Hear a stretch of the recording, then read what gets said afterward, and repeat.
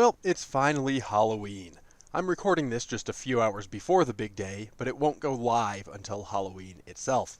I've finished carving my jack-o'-lanterns, so the last of my decorating is finally done, and now I can just relax and enjoy the holiday. The first of my jack-o'-lanterns is this Freddy Krueger, probably my favorite of all the slashers.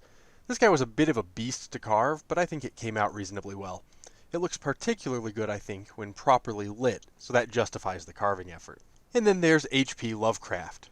I should make it clear that even though I carved some artificial pumpkins earlier this year, I will never let a Halloween go without carving some real pumpkins as well. And I should also make it clear that this video isn't about carving pumpkins or about decorating. This is just to offer some thoughts and greetings now that the holiday we've all been waiting for is finally upon us. Being the year that it is, though, I couldn't let Halloween 2020 go by without carving a representation of the horrors of the year itself, so I went with the Plague Doctor. The Plague Doctor is a pretty common theme to see this Halloween, both in my own celebrations and in the world in general. It's a time-appropriate sign, I think, both of the horrors of this year and a sort of symbol of hope for better days ahead. And there's a view of the three pumpkins as they're meant to be seen, with lights from the inside. By the time you see this, they'll be proudly guarding my front porch, where they will remain for the rest of the season. And speaking of Plague Doctors, that's going to be my 2020 appropriate costume, which is now ready to go.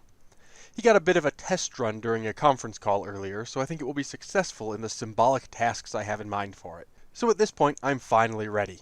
I've got a screen set up by my front door so I can watch horror movies while I wait for trick-or-treaters, and now all that's left is to enjoy the holiday. And that's really what this video is meant to be about. It's not really about pumpkins or Plague Doctor masks. It's just to wish you all the best season possible.